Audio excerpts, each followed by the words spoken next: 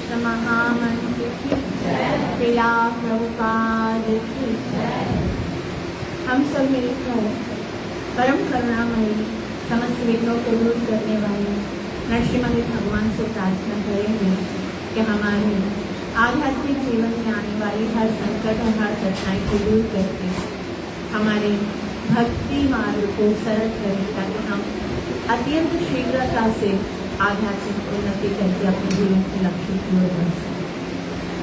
ओम अथ श्री प्रह्लाद कृत श्री नरसिम्हा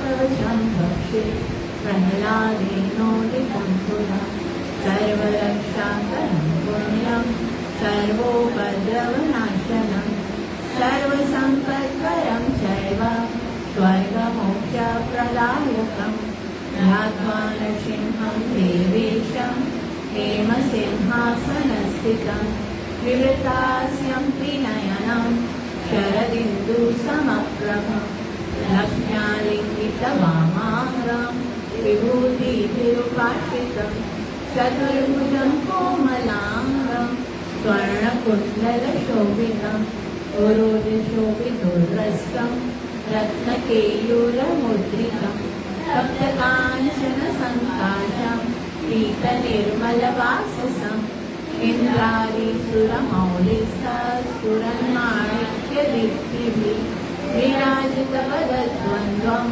शङ्खचक्रादिवेदिभिः गरुत्मताश्च विनयात् स्तूयमानं मुदान्वितं सहृत्कमलसंवासं कृत्वा तु कवचं पठेत् नरसिंहो मे शिरः पातु लोकरक्षात्मसम्भवः सर्वगोपीस्तम्भवास बालं मे रक्षतो ध्वनिः नरसिंहो मे वृषौ पातु सोमसूर्यादिलोचनः स्मृतं मे पातु नरहरि मुनिवर्यस्तुतिप्रिया नासां मे सिंहनासस्तु मुखं लक्ष्मीमुखप्रिया सर्वविद्याधिपः पातु नरसिंहो रसना मम वक्त्रं पातु इन्दुवदनं सदा प्रह्लादवन्दितः नरसिंहा पातु मे कण्ठं स्तम्भौ भूभरणान्तके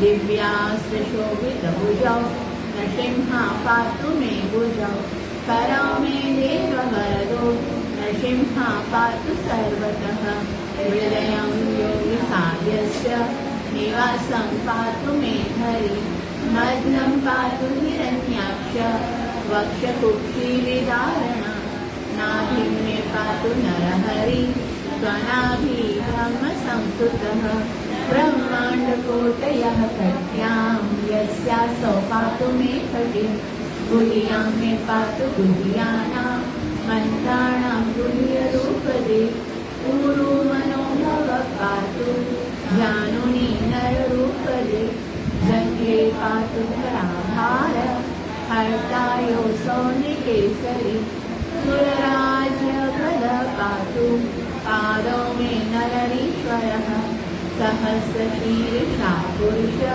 पातु मे सर्वशस्तनो महोग्रः पूर्वतः पातु महावीराग्रशोभितः महाविष्णु दक्षिणे तु महाज्वालस्तु नैऋतौ पश्य मे पातु सर्वेषु दिशि मे सर्वतोमुख नरसिंहा पातु वायव्यां सौम्यां भीषणविग्रहः ईशान्यां पातु भद्रो मे सर्वमङ्गलदायकः संसारभयदं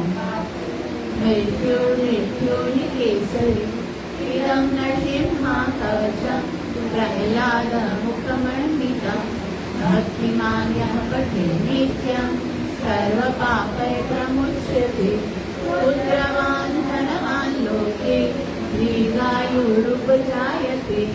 यं यं कामयते कामं तं तं प्राप्नोति संशयं सर्वत्र जयमाप्नोति सर्वत्र विजयी भवेत् भूम्यन्तरिक्ष दिव्यानां ग्रहाणां विनिवारणं वृश्चिकोरगसम्भूत विशाखहरणं फलं ब्रह्म राक्षस यक्षाणां दूरोत्सारणकारणं भुजे वा तालपत्रे वा कवचं लिखितं शुभं करमूले धृतं येन सिद्धेयु कर्मसिद्धयः देवासुरमनुष्येषु त्वं त्वमेव जयं लभेत् एकसङ्गमपि सन्ध्यं वा यः पठेत् नियतो नरः सर्वमङ्गलमाङ्गल्यं मुक्तिं मुक्तिं च विन्दति द्वात्रिंशतिसहस्राणि पाठे शुद्धात्मनां नृणां कवचस्यास्य मन्त्रसिद्धिर्जायते अनेन मन्त्रराजेन कृत्वा भस्माभिमन्त्रणं तिलकं धारयेद्यस्तु तस्य ग्रहभयं हरे विहारं जपमानस्तु दत्तं वार्याभिमन्त्रश्च भाषयेयं नरं मन्त्र नृसिंहाध्यानमाचरेत् तस्य रोगा प्रणश्यन्ति ये च स्युकुक्षिसम्भवा किमत्र गौनोक्तेन नृसिंहा सदृशो भवेत् मनसा चिन्तितं यस्तु ततच्चाप्नोत्य संशयम् गर्जन्तं गर्जयन्तं निजभुजपटलं स्फोटयन्तं हटन्तं दीप्यन्तं तापयन्तं दिविभुविदितिजं क्षेपयन्तं क्षिपन्तं क्रन्दन्तं रोषयन्तं दिशि दिशि सततं संहरन्तं वीक्ष्यन्तं घूर्णयन्तं करनिकरशतदिव्यसिंहं नमामि इति श्रीब्रह्माण्डपुराणे रहदानप्रोक्तं श्रीनृसिंहकवचं सम्पूर्णम् सर्वविघ्नविनाशक नरसिंहदेव भगवान की सर्वविघ्नविनाशक नरसिंहदेव भगवान की भक्तवत्सल नरसिंहदेव भगवान की प्रभुपाद ओम अज्ञानतिमिरन्धस्य ज्ञानाञ्जनशलाकया चक्षुरुन्मीलितं येन तस्मै श्रीगुरुवे नमः श्रीचैतन्यमनोभीष्टं स्थापितं येन भूतले स्वयं रूपः ददामह्यं ददाति स्वपदान्तिकं वन्देऽहं श्रीगुरुः श्रीयुतापदकमलं श्रीगुरुं वैष्णवांश्च श्रीरूपं साग्रजातं सहगणान्धगुणात्मा वितं तं सजीवं साद्वैतं सावधूतं परिजनसहितं कृष्णचैतन्यदेवं श्रीराधा कृष्णपादां सहगणललिता श्रीविशाखान्वितांश्च श्रीकृष्णकरुणासिन्धु दीनबन्धु जगत्पते गोपेश गोपिकान्ता राधाकान्त नमोऽस्तुते तप्तकाञ्चन गौरङ्गी राधे वृन्दावनेश्वरि विश्वभानुसुते प्रणमामि वंशाकल्पतरोर्भस्य कृपा सिन्धुभ्येव च पतितानां पावनेभ्यो वैष्णवेभ्यो नमो नमः श्रीकृष्ण चैतन्य प्रभु नित्यानन्द श्री अद्वैत गदाधर शिवासवि गौरभक्तवृन्द हरे कृष्ण कृष्ण कृष्ण हरे हरे हरे राम राम राम हरे हरे।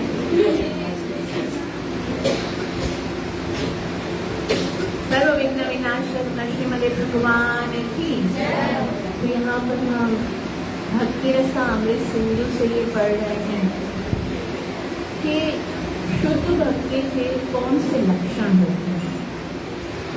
शुद्ध भक्ति क्या होती है उसके विषय में हमने पहले पढ़ा कि शुद्ध भक्ति के अंदर क्या क्वालिटी होनी चाहिए, क्या क्वालिटी होनी चाहिए, अन्य अभिलाषिता शून्य, यानी उसके अंदर कोई अभिलाषा नहीं होनी चाहिए। जब तक हमारे हमारी जब तक अभिलाषाएं हैं, जब तक इच्छाएं हैं, तब तक हम भक्ति तो कर रहे हैं, परंतु वो शुद्ध भक्ति नहीं है।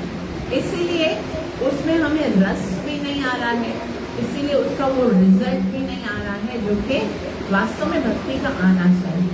तो शुद्ध भक्ति का क्या डेफिनेशन है? अन्य अभिलाषिता शून्य। अन्य मतलब भगवान को खुश करने के अलावा और कोई अभिलाषा नहीं। ज्ञान कर्मादि अनावृतम, ना ही कोई भौतिक इच्छा होनी चाहिए जो कर्म कांड से प्राप्त होती है, ना ही निराकार ब्रह्म में लीन होने की इच्छा जो कि ज्ञान योग से मिलती है। ज्ञान कर्मादि अनावृतम, वो सब जो है अनावृत होनी चाहिए। उससे हमारी भक्ति ज्ञान और कर्म से आवृत नहीं होनी चाहिए। मतलब हमारी भक्ति किसी भी प्रकार की इच्छा से, आकांक्षा से लिप्त नहीं होनी चाहिए। और क्या कैसी होनी चाहिए? ये दो पहली लाइन जो है वो तटस्थ लक्षण, उसमें ये बताया था ये दोनों चीजें नहीं होनी चाहिए। क्या नहीं होनी चाहिए? एक तो कोई अभिलाषा नहीं होनी चाहिए, ज्ञान और कर्म से भी लिप्त नहीं होनी चाहिए। और दूसरा जो वास्तव में होनी कैसी चाहिए, उसका जो वास्तविक लक्षण है वो क्या है? अनुकूल से कृष्णान, यानी भक्ति का मतलब होता है कि वो कृष्ण के अनुकूल हो, जैसा कृष्ण चाहते हैं, जिस तरह से कृष्ण खुश हो, यही सोचकर हम भक्ति करें। अनुकूल से कृष्णानु अनुशीलनम। और कैसे खुश होंगे? ऐसे चुप करके कहीं जंगल में जाकर बैठने से भगवान खुश नहीं होंगे, अनुशीलन करने से खुश होंगे। अनुशीलन का क्या मतलब होता है? कोई कार्य करेंगे हम, कुछ कार्य करके, जैसे भगवान को प्रसन्न करने के लिए कोई कार्य करेंगे। और वो अनुशीलन किसकी कैसे होगा? अपनी इच्छा से नहीं करेंगे, बल्कि शुद्ध वैष्णव आचार्य और शास्त्रों के आदेश के अनुसार करेंगे, भगवान की। तो इस तरह से जो भक्ति की जाती है, जिसके अंदर कोई भौतिक इच्छा नहीं होती है और ना ही निराकार में लीन होने की इच्छा होती है, और जो केवल और केवल कृष्ण को प्रसन्न करने के लिए अनुशीलन की जाती है, कोई क्रिया की जाती है आचार्यों और शास्त्रों के अनुसार, इसको क्या कहते हैं? उसको शुद्ध भक्ति कहते हैं। शीलनम भक्ति उत्तमा, उसको उत्तम भक्ति कहते हैं। और उत्तम भक्ति के कितने लक्षण हैं? कितने लक्षण हमने पढ़े हैं? 6 लक्षण है। ठीक है। भक्ति की 3 अवस्था होती है। भक्ति जो है उसकी 3 अवस्था होती है। पहली अवस्था होती है साधन भक्ति, दूसरी भाव भक्ति और तीसरी प्रेम भक्ति। अब ये 3 चीजें आपको याद रखनी। हम सब ने साधन भक्ति के अंदर कार्य कर रहे हैं। साधन मतलब गुरु ने जो आदेश दिया है उसके अनुसार हम कार्य करते हैं। जैसे हमें गुरु महाराज ने बोला है बस आपको 4 नियम का पालन करना है, आपको 16 माला जप करनी है, आपको गीता भागवतम श्रवण करना है, आपको भगवान की आरती करनी है, आपको भगवान को भोग लगाना है, आपको ये फेस्टिवल सेलिब्रेट करने हैं। ये सब साधन भक्ति है। हम अभी जो है वो स्टार्ट की क्रिया कर रहे हैं, और यही साधन भक्ति करते करते करते ये हमारा नेचर बन जाएगा। अभी तो हम ये सोचते हैं गुरु महाराज ने बोला है तो 16 माला पूरी करनी चाहिए, ऐसा सोच के करते ना। मेरी माला पूरी नहीं हुई तो गुरु महाराज को बुरा लगेगा, या कृष्ण को बुरा लगेगा, या अगर मैं ऑफर करके नहीं खाऊंगी तो ये मतलब अभी तो क्या है, एक साधन भक्ति के स्टेज पर है कि मंगला करनी है। लेकिन करते करते क्या होता है, वो भाव में आ जाता है। भाव में कैसे आ जाता है? जिस दिन हमने मंगला आरती नहीं की उस दिन पूरा दिन ऐसा लगेगा कि हमें सुख ही नहीं आएगा, चैन ही नहीं आएगा। वो हमारा एक स्वभाव बन जाएगा। जिस दिन हमारी माला पूरी नहीं हुई उस दिन ऐसा लगेगा जैसे आज का दिन हमारा बहुत बुरा गया है। और जिस दिन जो हमारी साधना भक्ति है वो अगर खंडित होती है और हमको बहुत बेचैनी होने लगती है, मतलब हम भाव भक्ति में आ गए हैं। और प्रेमा भक्ति में जब आते हैं तब तो ऐसा होता है कि केवल कृष्ण की प्रसन्नता के लिए करते वही कार्य है, लेकिन केवल मन में ये होता है कि कृष्ण को प्रसन्न करने के लिए करूँ। कृष्ण कितना खुश होके कृष्ण के लिए वो प्रेम के साथ कृष्ण की जब सेवा होने लगती है तो वो प्रेमा भक्ति होती है। तो ये जो 6 लक्षण हम पढ़ रहे हैं भक्ति, शुद्ध भक्ति के जो 6 लक्षण हैं, कौन कौन से हैं? पहला है क्लेश अग्नि, जो हमने शुरू में पढ़ा था। कौन सा है? जोर से बोलेंगे। क्लेश अग्नि का क्या मतलब होता है? जो शुद्ध भक्ति करता है उसके जीवन के सारे क्लेश समाप्त हो जाते हैं। और उसके अंदर हमने क्या पढ़ा था कि कैसे खत्म नहीं हो सकते हैं, ना योग से, ना ध्यान से, ना ही दान से, ना ही तपस्या से। ये सब कैसे खत्म हो सकते हैं? केवल भगवान की शुद्ध भक्ति से। क्लेश अग्नि यानी हमारे सारे कष्ट समाप्त हो जाते हैं। और शुद्ध भक्ति का दूसरा लक्षण जो हमने लास्ट वीक पढ़ा था वो क्या था? शुभदा। क्या था? शुभदा का क्या मतलब होता है कि उसके द्वारा सब वो मंगलमय है, वो मंगलमय है। और कोई चीज मंगलमय कब हो सकती है? जब उसके अंदर 4 गुण हो। सबके अंदर सर्व मंगलमय कोई चीज कभी हो सकती है? जब उसके अंदर 4 गुण हो। पहला गुण है कि वो सबके लिए, विश्व भर के समस्त लोगों के लिए कल्याणकारी हो। तो ना ही ज्ञान योग, ना ही ध्यान योग, ना ही तप योग, ना ही कुछ और।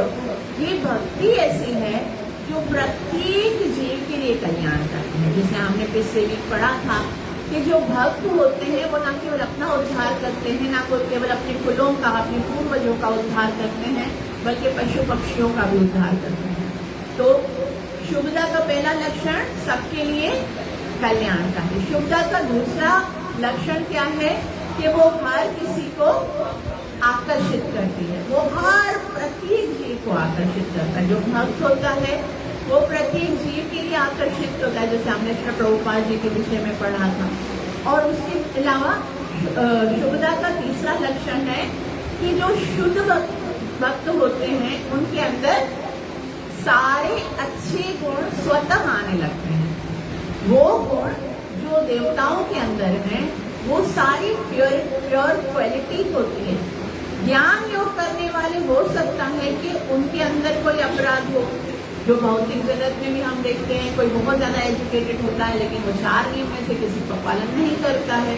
या फिर जो ध्यानी होते हैं, जो तपस्वी होते हैं, वो सब अपने स्तर से अपने जो है ना प्योर भी हो सकते हैं उतने जितने के शुद्ध भक्त हो सकता है। उसके अंदर सारे आध्यात्मिक गुण जो है वो प्रकट होने लगते हैं और अच्छे गुण आने लगते हैं।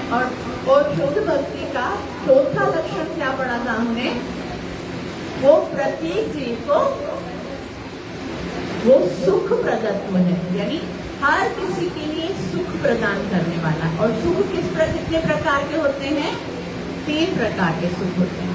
पहले प्रकार का सुख होता है भौतिक जगत में आनंद। लेकिन जो भौतिक जगत का आनंद है उसके अंदर क्या दोष है कि वो थोड़े समय के लिए जो कुछ आप आनंद संसार में देखते हो, एक तो वो क्षणिक है और वो निम्न कोटि का है। उससे भी ऊपर सुख है वो स्वर्ग का है, लेकिन उसमें भी क्या है? वो भी क्षणिक है, वो भी खत्म हो जाने वाला है। तो एक सुख जो भौतिक है वो है क्षणिक है और दूसरा सुख, 3 प्रकार के सुख होते हैं। दूसरा सुख कौन सा होता है? जो कि ब्रह्म में लीन होने वाला सुख होता है। वो भौतिक नहीं होता है लेकिन उसमें भी आनंद नहीं है। जिसके लिए हमने एग्जाम्पल पढ़ा था कि अगर आपको 1000 साल क्वारंटाइन कर दिया जाए कि भाई अकेले आप रहो और ना आपको कहा जाए कि 100 साल तक आप अगर अपने फैमिली के साथ, अपने प्यारे लोगों के साथ रहते तो किस तरह की जीवन आपको पसंद लगेगा, है ना? अकेला कौन रहना चाहेगा? तो आध्यात्मिकता जो उसमें सायुज्य मुक्ति जिसको कहा जाता है, उसमें क्या है?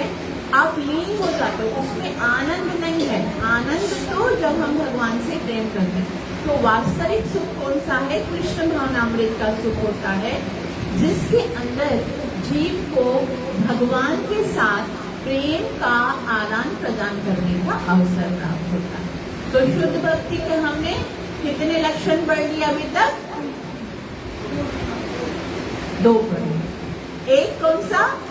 क्लेशाग्नि के शुद्ध भक्ति जो है वो सब समस्त प्रकार के कष्टों को खत्म कर दे। और दूसरा शुभदा यानी शुद्ध भक्ति सबके लिए मंगलमय है, सबके लिए कल्याणकारी है, सबको आकर्षित करने वाली है, दिव्य गुण देने वाली है, आनंद प्रदान करने वाली है।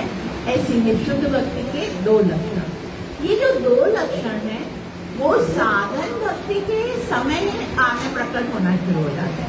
जैसे हम अभी साधन भक्ति कर रहे हैं ना, उसमें ही क्लेशाग्नि जीवन के दुख जो है, जो पाप है, वो खत्म होना शुरू हो जाते हैं। जिस दिन से आपने हरिनाम का उच्चारण करना प्रारंभ किया है, उसी दिन से हमारे पाप धीरे धीरे, ये क्रमणे नवा मतलब धीरे धीरे, पहले अप्रारब्ध, फिर है ना कूट, फिर बीज, फिर प्रारब्ध, ऐसे धीरे धीरे हमारे सारे पाप नष्ट हो रहे हैं। हमको नहीं पता, लेकिन जितना जितना आप भगवान के निकट आते हो, उतनी उतनी हमारे अपराधों की जो लिस्ट है वो कटती जा रही है, हमारे जीवन के पाप खत्म होते जा रहे हैं। और शुभदा, वो जो शुभदा के अंदर जो क्वालिटीज हैं, जैसे क्या है, सबके लिए मंगलमयी, तो भक्त जो होता है वो किसी का बुरा नहीं सोचता। भले अभी साधन भक्ति के ही स्तर पर होता है, भक्त जो होता है वो दूसरों को आकर्षित करने लगता है, सबके लिए कल्याणकारी होता है, और जो है वो उसको भौतिक सुखों में जो है वो इतना आकर्षण नहीं होता है, वो आध्यात्मिक सुख की ओर आकर्षित होता है। तो ये दोनों गुण जो हैं, जो हमने पढ़े, क्लेशाग्नि और शुभदा, ये दोनों साधन भक्ति के स्तर पर ही प्रारंभ होने लगे। अब साधन भक्ति के बाद भक्ति का दूसरा स्तर कौन सा आता है? कौन सा आता है? भाव भक्ति। अब भाव भक्ति के अंदर भी 2 गुण होते हैं। अब हम भाव भक्ति के, देखो, हमें केवल साधन भक्ति के अंदर ही लगे नहीं रहना है, धीरे धीरे इन सब चीजों से हमारे प्रति हमारा जो है वो अनुराग होना चाहिए। जो भक्ति के कार्य हम करते हैं, ऐसा जब हम 16 माला कर लेते हैं और हम सोचते हैं शुक्र आज की माला खत्म हुई, मतलब अभी तक हमारा जो भाव भक्ति है ना वो प्रारंभ नहीं हुआ। मतलब नाम में ऐसी रुचि हो कि माला रखने का दिन ना हो, है ना, मंगल आरती करने की इतनी इच्छा हो कि फिर रात को नींद ना आए। ऐसी अवस्था जो है वो आगे बढ़ना है, क्योंकि जीवन का लक्ष्य ही यही है, कृष्ण का प्रेम प्राप्त करना, और इसी से सुख मिलने वाला है। तो धीरे धीरे हमें भाव भक्ति की ओर आगे बढ़ना है। और भाव भक्ति, शुद्ध भक्ति का तीसरा लक्षण है, वो क्या है? मोक्ष लघुता। क्या है? बोलो, मोक्ष लघुता। मोक्ष कहते हैं मुक्ति को, लघुता मतलब छोटा।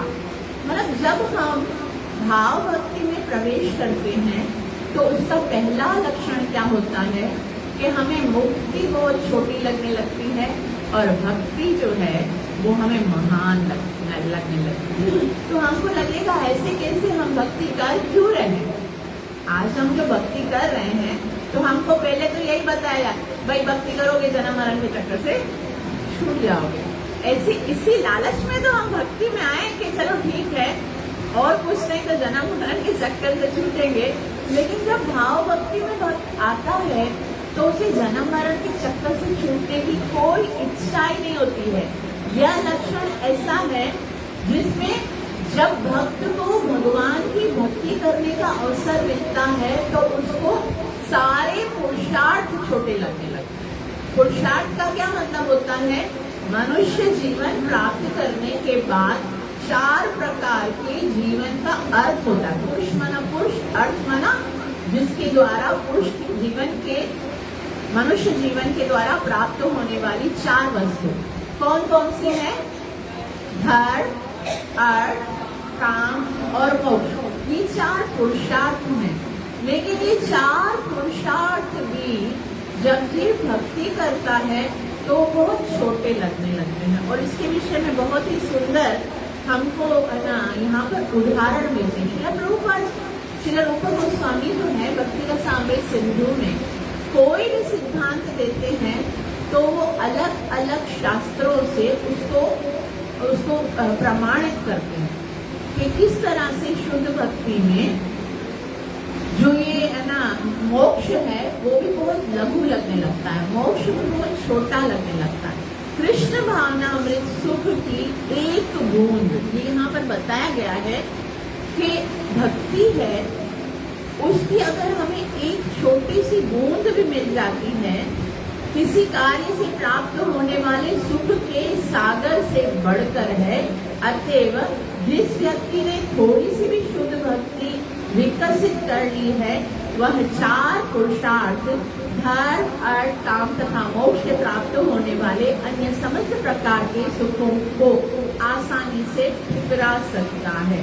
तो यहाँ पर इतना सुंदर बताया गया है, शुद्ध भक्ति के अंदर जो है वो एक इतना आनंद होता है। बाकी सारा हम तो सुख के लिए जो कर रहे हैं, बाकी सारे कार्यों से मिलने वाले सुख का अगर समुद्र भी मिल जाए, योग साधना से, ध्यान करने से, भौतिक वस्तुओं को प्राप्त करने से, भौतिक आकांक्षाओं को पूरा करने से अगर हमें एक सुख का समुद्र भी मिलता है, लेकिन शुद्ध भक्ति की अगर एक छोटी सी बूंद भी मिल जाए तो भी वो एक बूंद भौतिक जीवन के सुख के सागर के सब उससे ज्यादा महान है। और धर्म, अर्थ, काम, मोक्ष से जो भी है, शुद्ध भक्त जो है अन्य समस्त प्रकार के सुखों को ठुकरा देता है। तो हमको लगता है ऐसे कैसे हो सकता है ना, भौतिक जगत में तो हमको लगता है कि भाई अगर हमको चलो ठीक है भगवान के नाम में भी सुख है, लेकिन बाकी चीजों में भी तो सुख आता है ना। लेकिन ये इसलिए आ रहा है क्योंकि अभी तक जो हम बूंद को चख रहे हैं वो शुद्ध भक्ति की बूंद है ही नहीं। अभी तक हम उसकी ओर बढ़ने का प्रयास कर रहे हैं। तो उसके लिए उदाहरण देते हैं यहाँ पर रूप गोस्वामी कि चैतन्य महाप्रभु के एक महान भक्त थे, इनका नाम था कौलावेचा श्रीधर। क्या नाम था? कौलावेचा। कौला वो बंगाली में बोलते हैं केले को। वो क्या करता था, केले के जो पत्ते थे उसके धोने बनाता था। धोने समझते ना, वृंदावन में हम धोने में सब्जी डालते हैं, तो वो धोने बनाकर बेचता था केले के पत्ते की, और केले भी बेचता था। तो चैतन्य महाप्रभु उसके पास आते थे।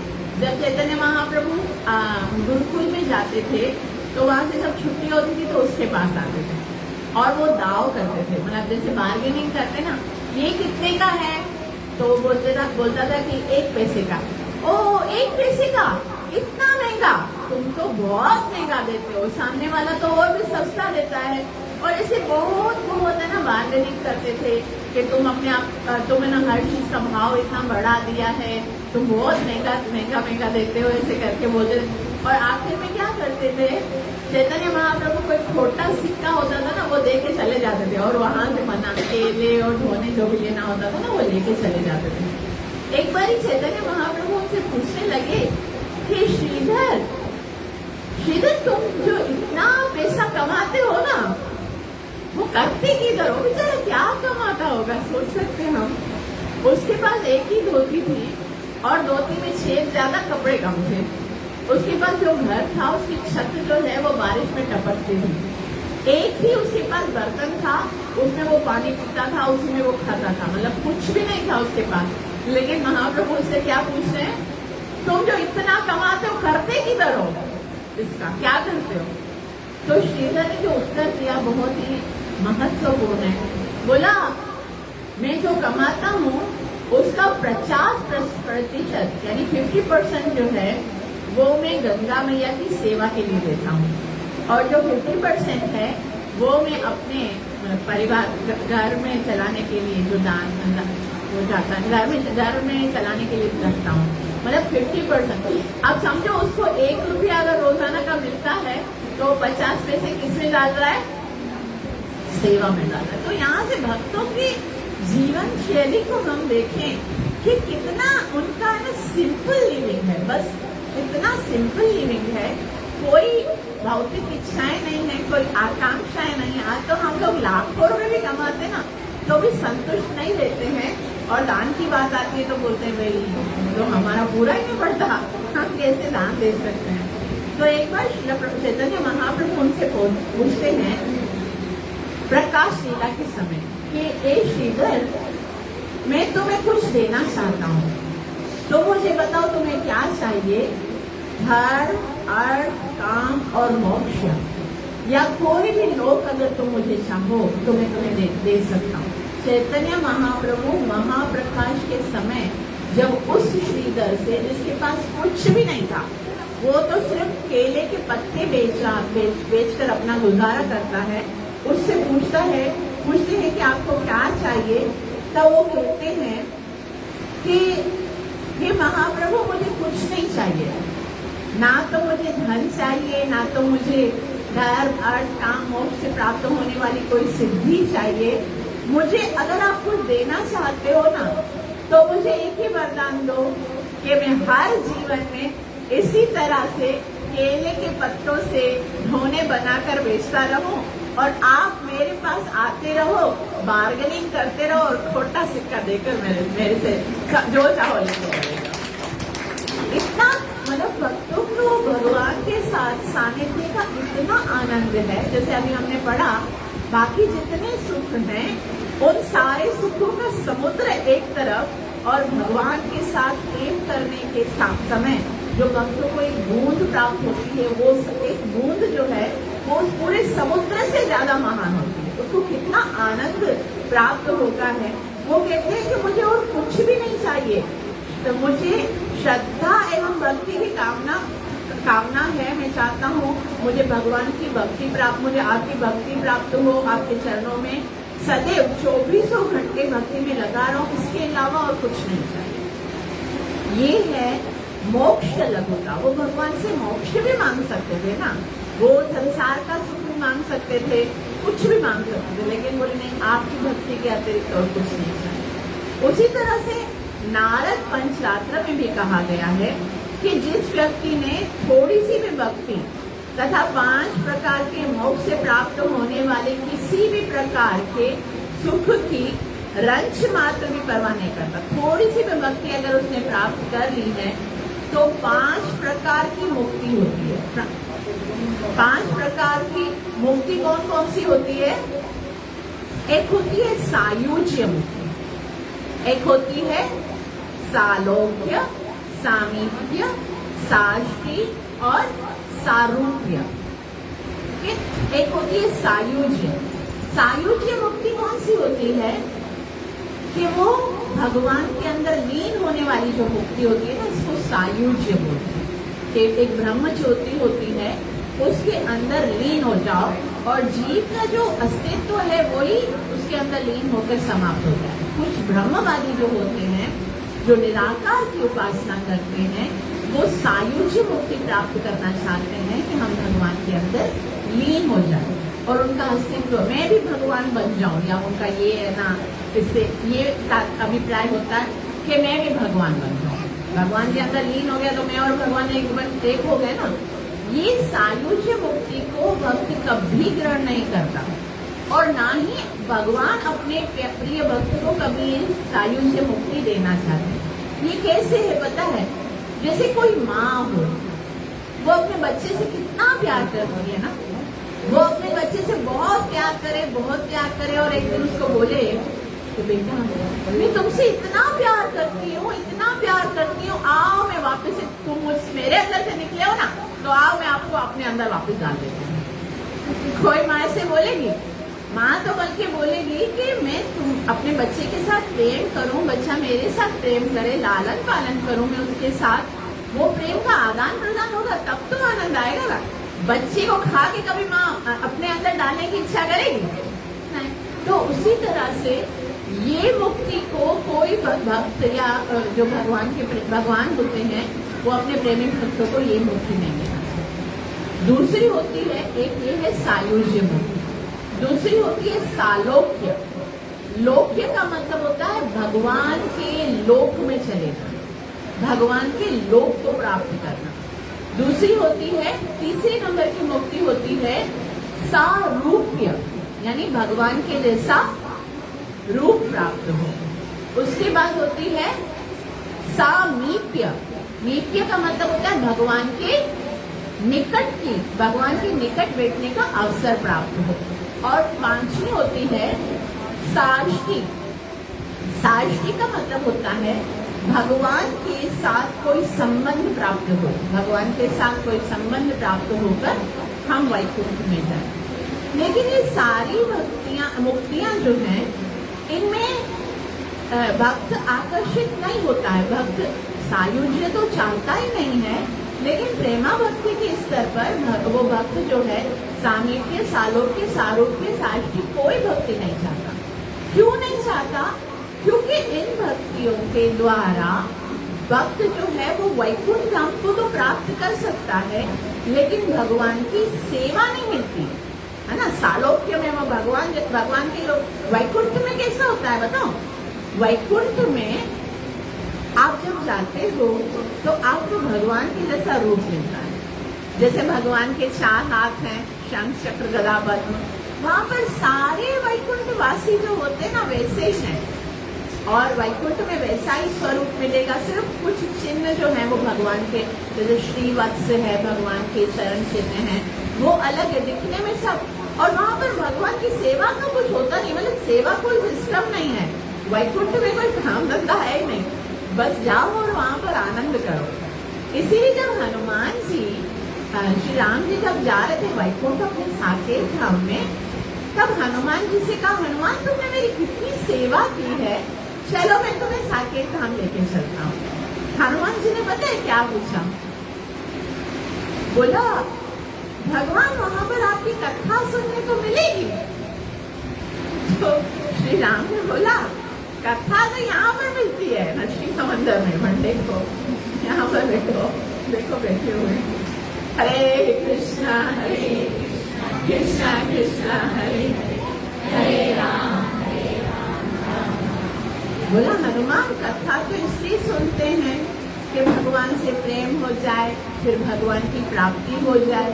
अब भगवत प्राप्ति के बाद कथा क्या सुननी, तो वहां चलो आनंद करो।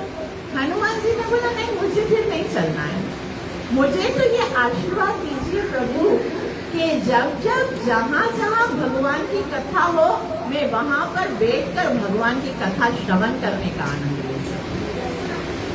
ये भगवान के भक्तों का भाव है कि उनको भगवान के धाम से भी ज्यादा भगवान की कथा में आनंद आता है। तो ये मोक्ष जो है ये किसी प्रकार का भी भक्त प्राप्त करना नहीं चाहता है।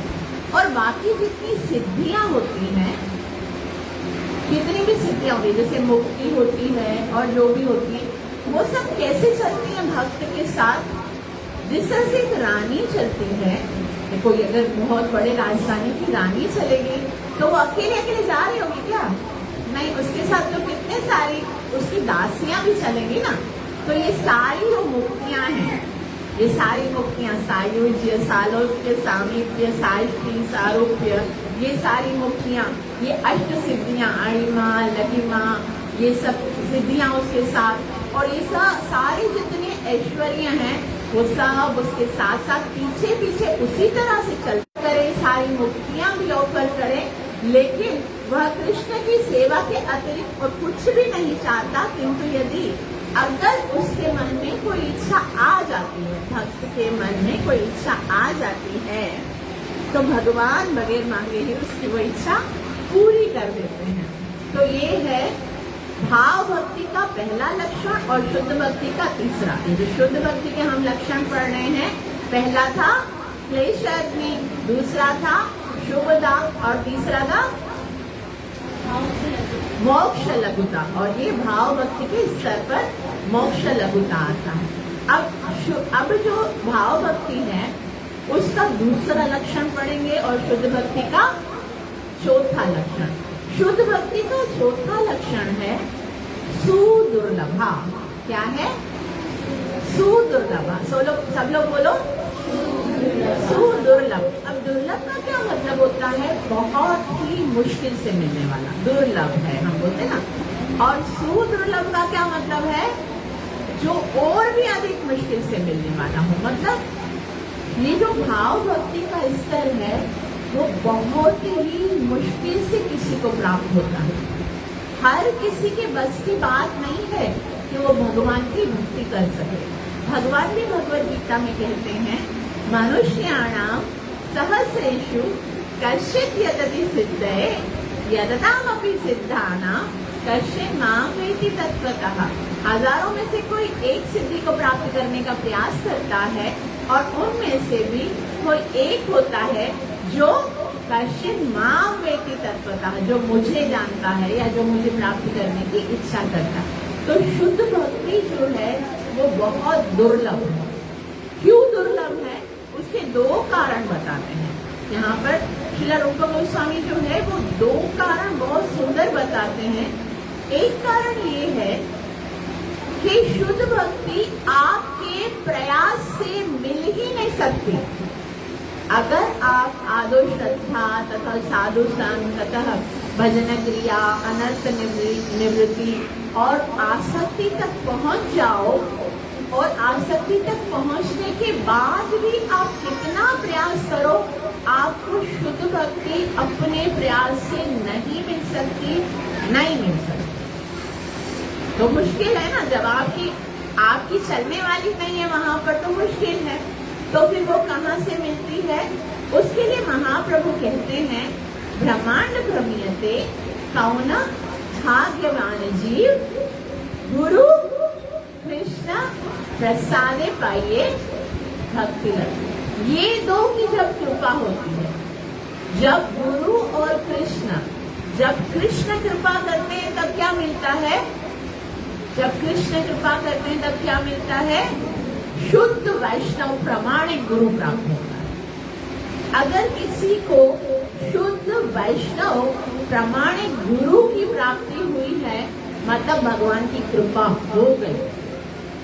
नहीं हुई तो भले आपके पास कितना ही शुद्ध धारा और लक्ष्य में पापी के घर हो, कितना ही धन हो, कितनी ही संतान हो, कितना ही बड़े बड़े घर हो, बंगलों हो, जो भी हो, अगर आपको कोई प्रमाणिक शुद्ध बोनाफाइड स्पिरिचुअल मास्टर की कृपा प्राप्त नहीं हुई है तो समझो मत कि आपको भगवान की कृपा मिली। उस दिन, जिस दिन आपके जीवन में, हमारे जीवन में जब कोई शुद्ध वैष्णव गुरु के रूप में हमें प्राप्त होता है, उस दिन हमें समझना चाहिए कि अब भगवान की मुझ पर कृपा दृष्टि हो गई। अगर मनुष्य जीवन में गुरु प्राप्त नहीं किया, अगर मनुष्य के जीवन में प्राप्त करके हमने गुरु प्राप्त नहीं किया, तो यूँ समझिए कि ऐसा बताया गया भागवतम में, तो ऐसा बताया गया है कि न तरे सा आत्मा, जो भगवान ने इतना अच्छा सुंदर मनुष्य देह दिया जो कि एक कश्ती के समान है, और कश्ती मिल जाए तो आप बहुत ही आसानी से भवसागर को पार कर सकते हो। लेकिन उस कश्ती को आप तब तक चला नहीं सकते जब तक कि उस कश्ती को चलाने वाला कोई कर्णधार नहीं हो, कोई मल्लाह या कोई खेवट नहीं हो। तो ऐसे ये जो ये जो गुरु है, गुरु कर्णधार, ये गुरु जो है वो इस कश्ती को चलाने वाला कर्णधार होता है। और अगर आपने मनुष्य जीवन प्राप्त करने के बाद गुरु स्वीकार नहीं किया, तो यूँ समझिए कि आप अपनी आत्मा का मनन कर रहे हैं।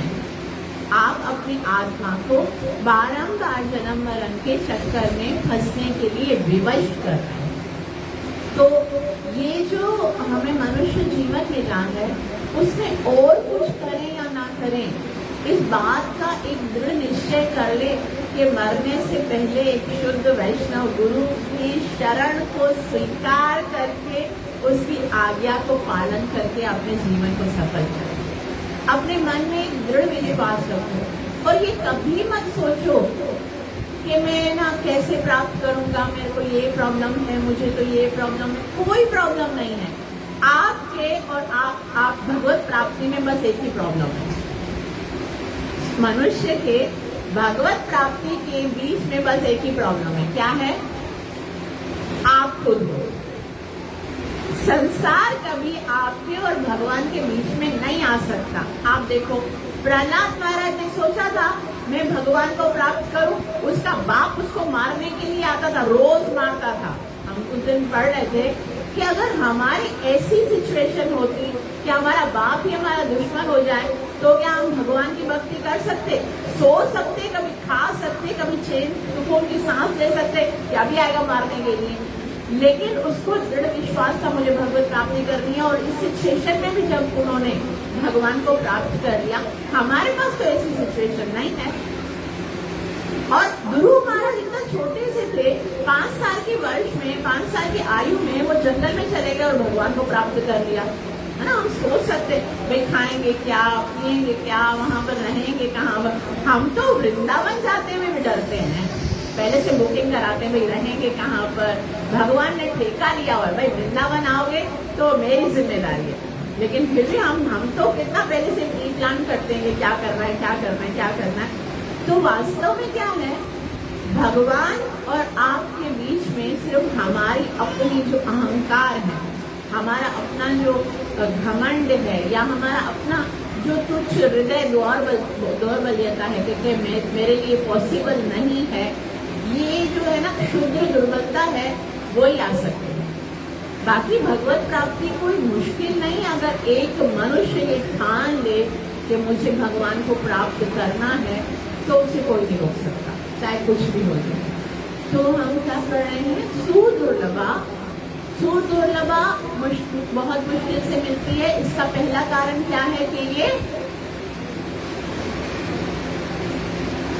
अपने प्रयास से नहीं मिलेगी। आप कुछ भी कर लो, जब तक के गुरु कृष्ण प्रसाद पाइए, गुरु और कृष्ण की कृपा नहीं होती तब तक नहीं मिलेगी। तो हम सोचे फिर क्या प्रयास करना, जब भगवान मेरी मर्जी से मिले, मेरी प्रयास से मिलेगी नहीं तो क्या प्रयास करना। लेकिन फिर पता करना है कि ये कृष्ण की कृपा से गुरु मिलेंगे, तो कृष्ण की कृपा कैसे मिलेगी। जैसे हम दामोदर लीला में पढ़ते हैं, यशोदा मैया जो है वो कृष्ण को बांधने का प्रयास करती है रस्सी से, तो क्या होता है, हर बार रस्सी 2 उंगल कम पड़ रही थी। यशोदा मैया पूरा जीवन भी भगवान को बांध नहीं सकती थी, खाली अगर उनका प्रयास काम करता था। लेकिन जब भगवान देखते हैं भक्त का प्रयास, भक्त का परिश्रम, जब हमारी दृढ़ता जब देखते हैं भगवान, तब भगवान की कृपा उदय होती है। तो अगर हमें भगवान की कृपा प्राप्त करनी है तो अपने प्रयास को बड़ी ही सिंसियरिटी के साथ, सीरियसनेस के साथ करते रहना है। कुछ भी हो जाए, सुबह से शाम हो जाए, ये जिंदगी तमाम हो जाए, लेकिन इस जीवन में मुझे कृष्ण को प्राप्त करना है। यदि ये ठान लिया ना यशोदा मैया ने, आज तो मैं तुझे बांध के ही रहूंगी, फिर भगवान की कृपा शक्ति आती है। तो उसी तरह से हमारे प्रयास को देखकर भगवान की कृपा होती है। हम लोग तो प्रयास ही नहीं करते, 16 माला करने का भी प्रयास नहीं करते। अब तो ऐसा लगता है कि बस छोड़ो, क्या फर्क पड़ता है, कल कर लेंगे, है ना। और बाकी साधना तो कैसी है वो सब हम जानते हैं। तो फिर तब तक नहीं मिलेगी कृपा। कृपा के लिए हमको अपना भरपूर प्रयास करना है, तो फिर कृष्ण की कृपा होगी। कृष्ण की कृपा के स्वरूप में क्या मिलेगा, गुरु महाराज मिलेंगे। और गुरु की कृपा से में क्या मिलेगा, गुरु की कृपा से हमें शुद्ध भक्ति मिलेगी, जिससे हमें कृष्ण प्राप्ति होगी। तो पहला सुदुर्लभा है, उसका पहला कारण कि वो हमारे प्रयास से नहीं मिलेगी, बल्कि गुरु और कृष्ण की कृपा से मिलेगी। और उसका दूसरा क्या कारण है कि भगवान जो है वो जीव को शुद्ध भक्ति प्रदान करने में बहुत हिचकिचाते हैं। भगवान चाहते भी नहीं कि किसी को शुद्ध भक्ति मिले। इसका क्या कारण है, इसका कारण ये है कि जो शुद्ध भक्त होती हैं, भगवान उनके हाथों बिक जाते हैं। भगवान अपने शुद्ध भक्तों के हाथों बिक जाते हैं। ये कैसे है, अब देखो, आप किसी दुकान पे जाओ, उसके पास बहुत सारे है ना, बहुत सारे आइटम्स हैं सेल करने के लिए, बहुत सारी वैरायटी है। आप बोलो नहीं, मुझे ये सारी आइटम, सारी वैरायटी नहीं चाहिए, मुझे आप चाहिए, आप कितने के मिलोगे। वो बोलेगा पागल हो, मैं थोड़ी बिकाऊ थोड़ी हुआ है ना, मैं थोड़ी बिकूंगा। तो ये शुद्ध भक्ति के द्वारा भक्त क्या सोचता है, मुझे न धनम न जनम न सौंदर्यम कविताम व जगदीश काम है, मुझे ये सब नहीं चाहिए, मुझे मोक्ष भी नहीं चाहिए, मुझे कौन चाहिए हो, मुझे आप चाहिए हो। और भगवान भी कहते हैं अहम भक्त पराधीन, मैं तो भक्त के पराधीन हो जाता हूँ। अभी जब भी है ना श्रीमद् भागवतम के 7वें स्कंद में प्रहलाद महाराज की कथा सुना रहे थे ना युधिष्ठिर महाराज को नारद मुनि, तो प्रहलाद महाराज की कथा सुनाते सुनाते हरे कृष्णा कृष्णा कृष्णा हरे हरे राम राम राम। प्रहलाद महाराज की कथा जब सुनाई तो युधिष्ठिर महाराज बोले धन्य है प्रहलाद महाराज, कितनी शुद्ध भक्ति है उनकी कि साक्षात भगवान उनके कहने पर प्रकट हो गए, नरसिंह का रूप धारण करके आ गए। तो प्रहलाद महाराज कितने शुद्ध भक्त है ना, तो इतनी महिमा बता रहे थे उनकी, बोला हाँ भक्त शिरोमणि प्रहलाद महाराज की। लेकिन भी नारद मुनि बोल रहे थे उनको कि हाँ प्रहलाद महाराज तो बहुत धन्य है, वो तो भक्त शिरोमणि है, लेकिन अपने बारे में विचार किया है। युधिष्ठिर महाराज को लगा ही नहीं कि मैंने तो कुछ नहीं किया। युधिष्ठिर महाराज को नारद मुनि याद कराते हैं कि प्रहलाद महाराज के सामने नरसिंहदेव भगवान सुबह को प्रकट हुए, शाम को वध करके वापस चले गए। नरसिंहदेव भगवान है ना, वो सुबह को आए, शाम को वापस अपना काम करके, और तुम्हारे पास भगवान कब तक रहते, साक्षात भगवान सुबह से लेकर अपने घर को द्वारिका को छोड़कर तुम्हारे सामने साथ में रहते हैं, और कभी तो तुम्हारे तुमको उपदेश देते हैं कि देखो ऐसे करना है, ऐसे नहीं करना है।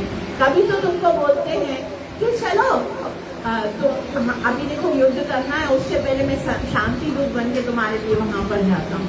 कभी वहां पर अपना इतना सारा काम, जाहिर सी बात है भगवान की जो सभा है सुधर्मा सभा, वो भगवान का इतना बड़ा राजधानी है, वो अपना राजधानी छोड़कर यहाँ पर तुम्हारे साथ चौसर खेलते हैं, मतलब टाइम पास कर रहे हैं। वहाँ पर भगवान को कितना सारा काम है, और यहाँ पर खेल रहे हैं तुम्हारे साथ, तुम्हारे संदेशवाहक बनते हैं, कभी तुम्हारा साथी बनते तुम्हारे भाई का, कभी तुम जैसा बोलते हो वैसे करते हैं। हाँ बड़े भैया ऐसे करते हैं, वो युधिष्ठिर महाराज को बोल हाँ बड़े भैया ऐसे करना चाहिए, मतलब आपकी हाँ में हाँ मिला रहे हैं आपको। और जब आप राजसूय यज्ञ करते हो, अभी राष्ट्रीय यज्ञ में ही बात हो रही थी, बोले देखो आपके यहाँ पर जो मेहमान आ रहे हैं उनकी चरण पादुका को संभाल रहे हैं, झूठे पत्थर उठा रहे, ये भगवान है जो तुम्हारी इतनी सेवा कर रहे हैं, और तुम प्रहलाद महाराज की प्रशंसा कर रहे हो। तो भगवान जो है वो अपने भक्तों के प्रति इतना अनुग्रह करते हैं कि अपनी भगवतता को भूल जाते हैं कि मैं भगवान हूँ भाई, मुझे थोड़ी ऐसा करना चाहिए, मेरा अपना एक स्टैंडर्ड है, मैं थोड़ी ना ये करूँगा। जब भक्त भगवान के प्रति निछावर हो जाता है तो भगवान कई अधिक उनसे भी ज्यादा उनसे प्रेम करते हैं। श्रीमद् भागवतम में ये बात बताई गई कि हजारों जन्मों तक बाकी सारी विधियों से अगर हम प्रयत्न करें तो ये भगवान का जो आकर्षण है वो नहीं मिल सकता। इसलिए भगवान जो है वो शुद्ध भक्ति हर किसी को प्रदान नहीं करते हैं। हरे कृष्णा कृष्णा कृष्णा हरे हरे, हरे राम राम राम हरे हरे, हरे कृष्णा कृष्णा कृष्णा हरे हरे, हरे राम राम राम हरे।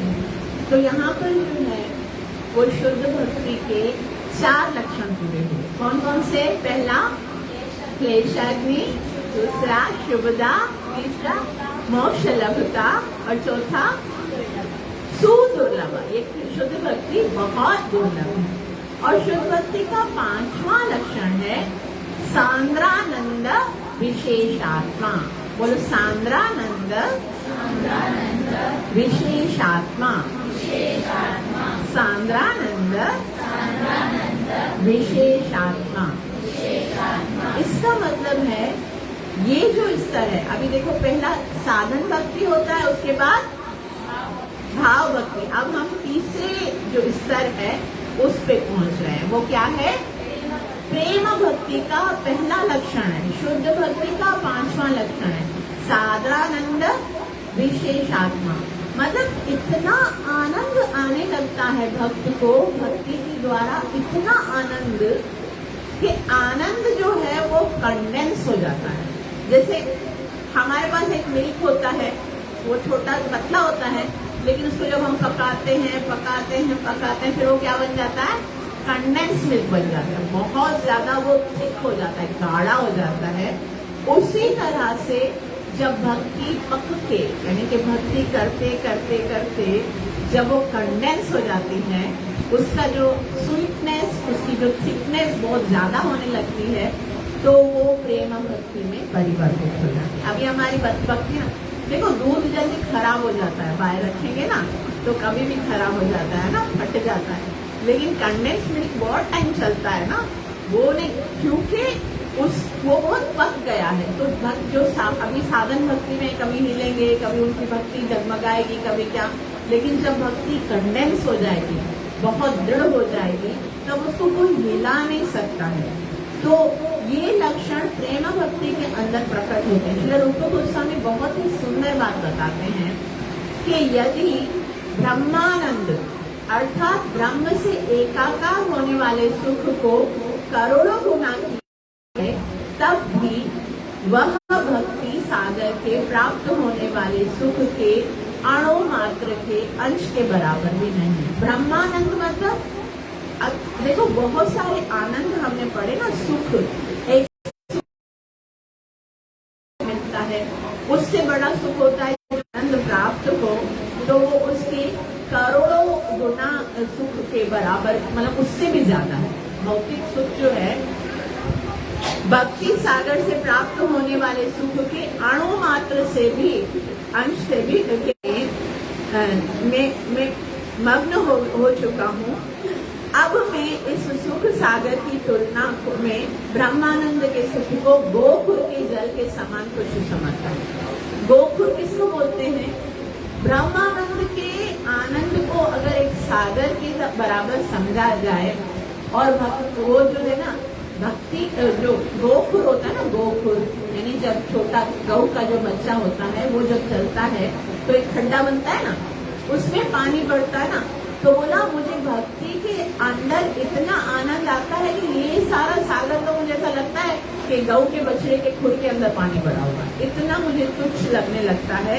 ऐसे दिव्य भक्त भक्ति के अतिरिक्त अन्य किसी प्रकार के सुख को सड़क पर पड़े दृढ़ से भी छोटा समझते हैं। तो ये ब्रह्मानंद मतलब इतना आनंद है शुद्ध भक्ति में, वो बताने के लिए शब्द ही नहीं है, क्योंकि ये शब्द जो है वो भौतिक है और वो आनंद जो है वो आध्यात्मिक है।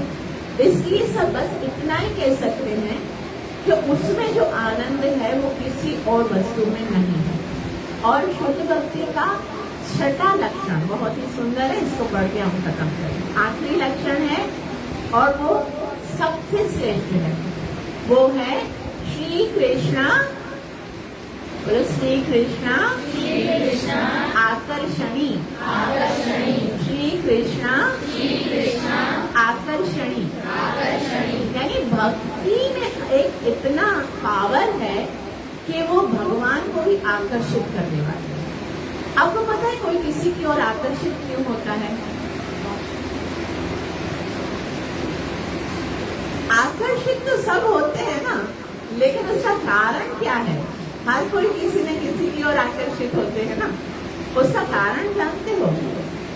शास्त्र कहता है अगर आपको किसी भी जीव से कोई सुख की अनुभूति होती है, उसको देखकर, उसको छूकर, उससे बात करके, कोई वस्तु प्राप्त खा के या कुछ भी, किसी तरह से यदि वो वस्तु या वो व्यक्ति आपको सुख दे रहा है तो आप उसकी ओर आकर्षित होते हैं।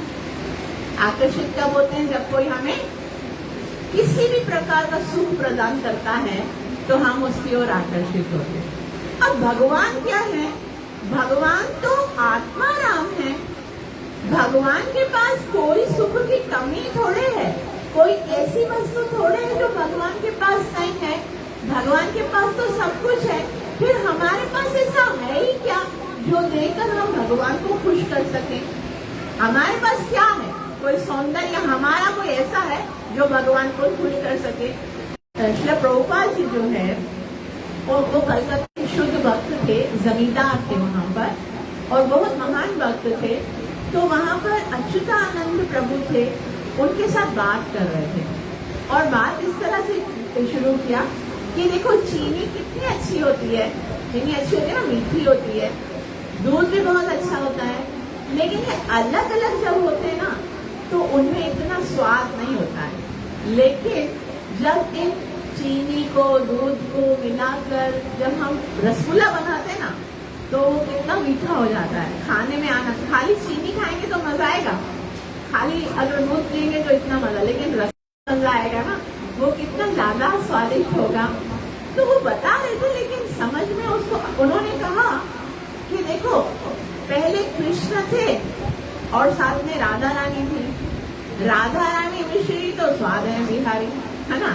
कृष्ण दूध की तरह है, राधा रानी चीनी की तरह है। वो दोनों अलग थे, वो इतने स्वादिष्ट नहीं, लेकिन जब उनको मिलाकर, जब वो दोनों मिलकर वापस किसके स्वरूप में आए, गौरंग महाप्रभु के स्वरूप में आए, तो वो रसगुल्ला बन गया गए। इसलिए वो बहुत ज्यादा स्वादिष्ट हो गए। उनको समझ में फिर भी नहीं आया, पता नहीं पास गया और पूछा। अच्युतानंद प्रभु ने समझा रहे थे, तो श्रील प्रभुपाद जी उनको समझाते हैं कृष्ण महान है या महाप्रभु महान है, दोनों में से कौन महान है। वो थोड़ी देर के लिए गंभीर हो गए और फिर सामने देखिए एक चित्र लगा हुआ था। उसमें क्या था, कृष्ण जो है वो राधा रानी के चरणों को स्पर्श करके उनकी सेवा कर रहे थे। तो बोला देखो ये भगवान है ना, ये भगवान है और राधा रानी क्या है, भक्त हैं। और भगवान क्या कर रहे हैं, भक्त के चरणों की सेवा कर रहे हैं। इसका मतलब भक्त जो है वो भगवान से भी महान है, उसमें कोई शक नहीं है। लेकिन वही भगवान जब भक्त के स्वरूप में आते हैं और भगवान का नाम उच्चारण करते हैं, हरे कृष्णा कृष्णा कृष्णा हरे हरे, हरे राम राम राम। उनको भगवान, उसी तरह श्रील प्रभुपाद जी जो है वो व्यंग करते हुए, मजाक करते हुए बोलते हैं कि कुछ लोग बोलते हैं हमें भगवान बनना है, हमें भगवान बनना है, और एक दूसरा फोटो दिखाते हैं, देखो ये भगवान है कृष्ण और उनने अपने सर के ऊपर क्या रखा हुआ है, नंद बाबा की जूती रखी हुई है। आप लोगों ने शायद देखा होगा, भगवान की एक फोटो है, कृष्ण आ रहे, नंद बाबा की जो चाकरी है, जूती है, वो सर पे लेकर आए। बोला ठीक है, अगर किसी को भगवान बनना है तो ब्रह्म ज्ञान प्राप्त करके भगवान बन जाए, हम लोग उनके बाप बनेंगे, फिर हमारी जूती लेके घूमेंगे। वो यानी कि भगवान जो है वो अपने भक्तों से कितना प्रेम करते हैं कि वो उनके लिए कुछ भी करने के लिए तैयार है। तो ये जो शुद्ध भक्ति है वो श्री कृष्ण को भी आकर्षित करने वाली है। इसके लिए यहाँ पर रूप गोस्वामी कहते हैं कि श्रीमद् भागवतम 5वां सिक्कंद 6ठा अध्याय श्लोक नंबर 18 में नारद मुनि जो है वो युधिष्ठिर महाराज से कहते हैं, हे राजन, मुकुंद नाम के विख्यात भगवान कृष्ण ही पांडव तथा यादवों के नित्य रक्षक हैं।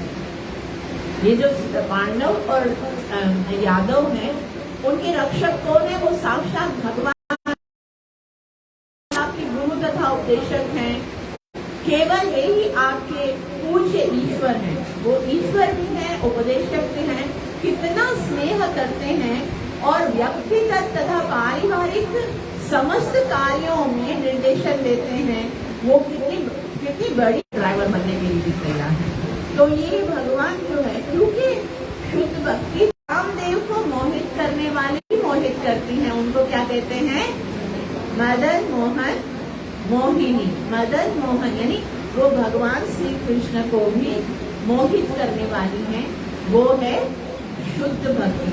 और शुद्ध भक्त जो होते हैं वो श्रीमती राधा रानी के ही भक्ति करने का अर्थ होता है श्रीमती राधा रानी के पद चिन्हों का अनुसरण करना।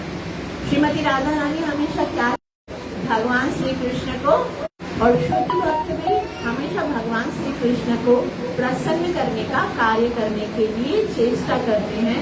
इसीलिए भगवान श्री कृष्ण भगवद गीता में कहते हैं कि महात्मानस्तु माम पार्थ दैवी प्रकृति आश्रिता। जो महात्मा होते हैं वो मेरी दैवी प्रकृति अर्थात श्रीमती राधा रानी के संरक्षण में होते हैं। और भगवान श्री कृष्ण उद्धव से कहते हैं कि हे उद्धव, तो मुझसे ये जान लो कि अपने भक्तों द्वारा की गई भक्ति से जो आकर्षण अनुभव करता हूँ वो योग, ज्ञान, कर्म कांड, वेदांत, वेद अध्ययन, कठिन तपस्या या दान में सर्वस्व लुटाने पर भी मैं वो आकर्षण अनुभव नहीं करता हूँ। ये सब कार्य उत्तमतम तो है, किंतु वे मेरे भक्तों द्वारा की गई दिव्य प्रेमा भक्ति के समान मुझे आकर्षित नहीं करते। ये भगवान श्री कृष्ण श्रीमद् भागवतम के 11वें स्कंद के 14वें अध्याय के 20वें श्लोक में उद्धव से कहते हैं। ये कितनी समझने की बात है कि बाकी जो भी कार्य हम करते हैं, भगवान कहते हैं न साधयति माम योगो न सांख्ये धर्म उद्धव न स्वाध्याय तपस्योगो यथा भक्ति ममोर्जिता। ऊर्जित यानी कि न साधयति मम योगो, योग करने से मैं इतना खुश न होता हूँ, न सांख्य धर्म उद्धव, ना ही सांख्य योग से, ना ही ज्ञान योग से, ना ही ध्यान योग से, न स्वाध्याय, ना ही बहुत सारे वेदों को पढ़ने से, ना ही तपस्या करने से, यथा भक्ति ममोर्जिता। ये ऊर्जेश्वरी जो है वो श्रीमती राधा रानी है। बोला जो श्रीमती राधा रानी जिस प्रकार से मुझे भक्ति करती है, उनके पद चिन्हों पर जो मेरे से प्रेमा भक्ति करके मेरी ओर आकर्षित होते हैं, उनसे जितना मैं आकर्षित होता हूँ उतना मैं किसी और कोई भी जो तरीका है आध्यात्मिक जीवन का, उससे मैं इतना प्रभावित या अनुग्रहित या आकर्षित नहीं होता। तो यहाँ तक भगवान जो है वो अपने शुद्ध भक्तों की महिमा बताते। तो हमने शुद्ध भक्ति के कितने लक्षण पढ़े? 6 लक्षण पढ़े। पहले 2 लक्षण किसमें आते हैं? साधन भक्ति में। कौन कौन से? क्लेशाग्नि और शुभदा। दूसरे 2 लक्षण किसमें आते हैं? भाव भक्ति में। कौन कौन से हैं? मोक्ष लघुता और सुदुर्लभ। ठीक है।